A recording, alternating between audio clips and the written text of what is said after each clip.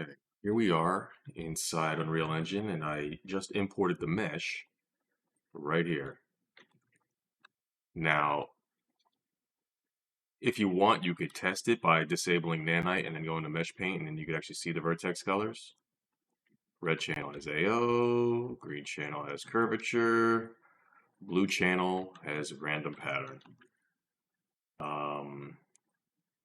But either case, normally I just go with Nanite, and I tend to use the precision at a decently low size there, so it doesn't crunch out those curved points. I like that.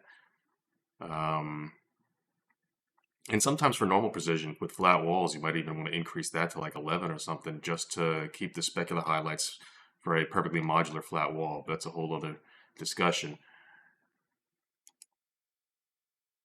Got it enabled now. So we have this in here. I am just gonna scale this way up just for testing purposes, and we will apply, say, one of these materials. Let me just get, these are custom primitive data versions of the material, so I'm just gonna go ahead and copy the custom primitive data here, copy.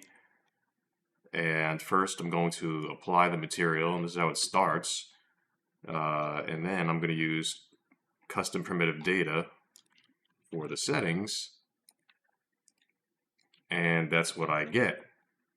Now, obviously, I could use a normal material instance, and I don't, it'll come in looking better at first, but I like the custom primitive data for performance, and we'll go into that more later. But for now, I'm just going to show you I'm just going to get rid of all this stuff.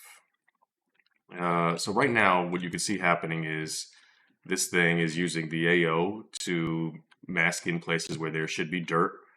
It's got the edge wear already in there, and I could customize that and drag the slider back and forth to make less or more edge wear. It generates everything you need: dirt, leaks. I can move the leaks up, just have them coming up from the top there.